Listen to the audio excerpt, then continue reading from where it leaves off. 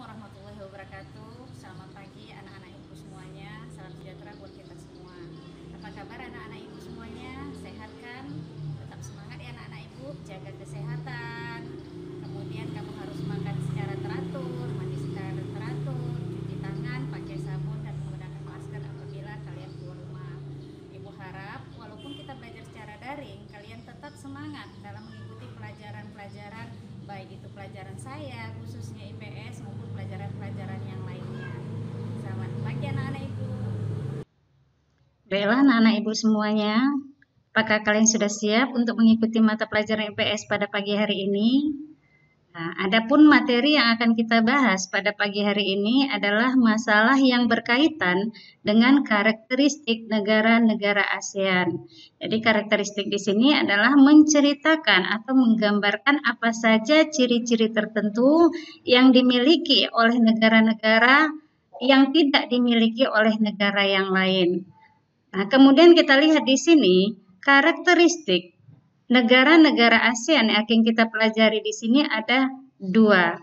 Yang pertama adalah karakteristiknya berdasarkan geografis, dan yang kedua adalah karakteristiknya berdasarkan sosial budaya atau kehidupan masyarakatnya. Adapun tujuan pembelajaran yang akan kita capai pada pembelajaran kita kali ini adalah menjelaskan karakteristik negara-negara di kawasan Asia Tenggara. Nah, apa saja ciri-ciri khas dari suatu negara yang ada di kawasan Asia Tenggara yang tergabung dalam anggota ASEAN? Kita akan mempelajari kembali tentang ASEAN dan bagaimana awal berdirinya ASEAN. ASEAN berdiri pada tanggal 8 Agustus 1967 di kota Bangkok, Thailand. ASEAN ini adalah merupakan organisasi yang beranggotakan negara-negara di kawasan Asia Tenggara, di mana ASEAN didirikan oleh 5 negara yang disebut sebagai anggota asli. Nah, negara mana saja yang dijadikan sebagai anggota asli sebagai pendiri ASEAN, yaitu satu, tentunya Indonesia, negara kita. Yang kedua, Malaysia. Yang ketiga, negara Thailand. 4, Filipina. Dan yang kelima adalah negara Singapura.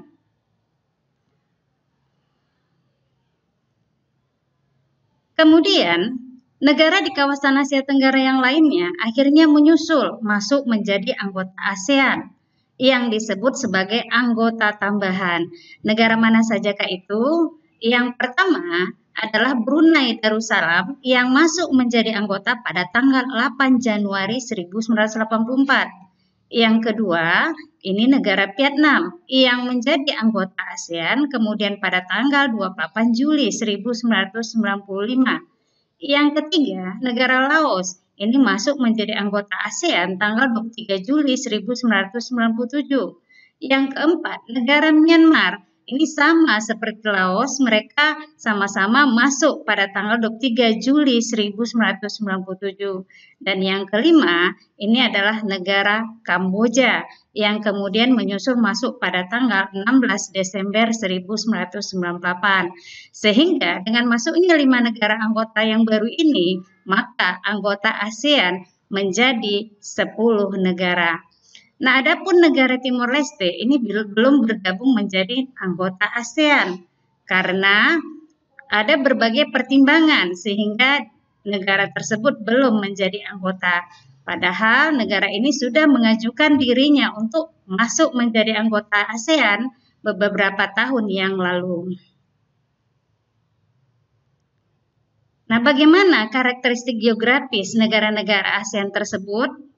Yang pertama kita lihat adalah negara kita, Indonesia. Indonesia memiliki ibu kota negaranya adalah Jakarta, di mana posisi dari wilayah Jakarta ini terletak di Pulau Jawa. Sebelah utara berbatasan dengan Malaysia, Singapura, dan Laut Cina Selatan. Yang kedua, sebelah selatan berbatasan dengan Samudra Hindia. Yang ketiga, sebelah barat berbatasan dengan Samudra Hindia. Dan yang keempat, sebelah timurnya berbatasan dengan Papua Nugini. Nah, inilah apabila kita lihat posisi negara Indonesia secara geografisnya. Bagaimana bentuk negara Indonesia? Kalau kita lihat bentuk negara Indonesia, dia berbentuk kepulauan, di mana pulau yang satu dengan pulau yang lainnya dipisahkan oleh perairan. Bahkan Indonesia ini adalah merupakan negara yang paling luas perairannya bila dibandingkan dengan daratan. Indonesia juga merupakan daerah pertemuan dua deretan pegunungan, yaitu Sirkum Mediterania dan Sirkum Pasifik, dan juga pertemuan antara lempeng Asia, Indo-Australia, dan lempeng dasar Samudra Pasifik. Indonesia juga terletak di antara benua Asia dan benua Australia, dan antara Samudra Hindia dan Samudra Pasifik. Sehingga posisi Indonesia sering disebut sebagai posisi yang sangat strategis. Indonesia memiliki iklim tropis apabila kita lihat dari pembagian iklim secara mataharinya.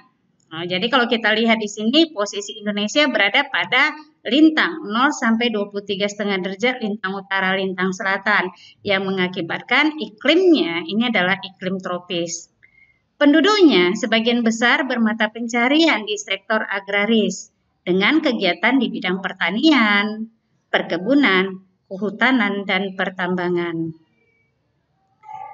Ekspor utama Indonesia yang dijual ke berbagai negara di dunia diantaranya adalah migas atau minyak dan gas alam, hasil hutan, tekstil, hasil pertanian, dan perikanan.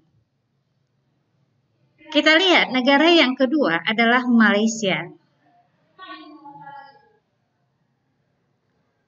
Ibu kota negara Malaysia adalah Kuala Lumpur, di mana ini terletak di Malaysia Barat. Wilayah Malaysia ini terbagi menjadi dua, ada wilayah Malaysia Barat dan ada wilayah Malaysia Timur. Adapun letak Malaysia secara geografisnya, ini sebelah utara berbatasan dengan negara Thailand dan Brunei Darussalam. Yang kedua, sebelah selatan berbatasan dengan Indonesia. Yang ketiga, sebelah barat berbatasan dengan Samudra Hindia. Dan yang keempat, sebelah timur berbatasan dengan Laut Cina Selatan. Tadi Ibu sudah singgung bahwa wilayah Malaysia itu terbagi menjadi dua bagian. Ada Malaysia Baratnya, ini terdapat di bagian barat Semenanjung Malaka, di mana di wilayah ini terdapat 11 negara bagian, dengan puncak tertinggi yang terdapat di daerah tersebut adalah Gunung Tahan, dengan ketinggian 2190 meter di atas permukaan laut. Dan yang kedua adalah Malaysia Timur yang terletak di sebelah utara Pulau Kalimantan dengan dua negara bagian yang terdapat di wilayah tersebut yaitu Sabah dan Sarawak. Puncak tertingginya di wilayah ini adalah Gunung Kinabalu dengan ketinggian 4.101 meter di atas permukaan laut. Malaysia sama halnya dengan Indonesia juga memiliki iklim tropis. Dengan penduduknya mayoritas bermata pencarian di sektor agraris dengan kegiatan di bidang pertanian, perkebunan, dan pertambangan. Ekspor utamanya ini juga berupa minyak dan gas, timah, dan dari hasil perkebunannya yaitu karet. Negara yang ketiga adalah Singapura. Ibu kota negara Singapura adalah Singapura. Singapura memiliki luas negara yang kecil dan terletak di Semenanjung Malaya. Jadi Singapura ini adalah merupakan negara yang paling kecil luasnya bila dibandingkan dengan negara anggota ASEAN yang lain. Nah, bagaimana wilayah Singapura itu dilihat dari secara geografis? Sebelah utara berbatasan dengan Malaysia. Sebelah selatannya berbatasan dengan Indonesia. Sebelah barat berbatasan dengan Selat Melaka, sedangkan sebelah timurnya berbatasan dengan Laut Cina Selatan. Negara Singapura terdiri atas pulau-pulau kecil dan merupakan negara terkecil di kawasan Asia Tenggara. Posisi Singapura sangat strategis bagi jalur lalu lintas pelayaran dari negara-negara di Asia Timur, Asia Barat, Afrika, Eropa, Amerika, dan Australia, sehingga dimanfaatkan oleh pemerintah Singapura sebagai pelabuhan transito internasional. Jadi kalau ada barang-barang yang berasal dari berbagai negara ke negara yang lain, ini terlebih dahulu akan singgah di wilayah Singapura, di pelabuhan transitnya. Perekonomian Singapura sangat tergantung pada jasa perbankan, perdagangan, perhubungan, perindustrian, dan juga pariwisata.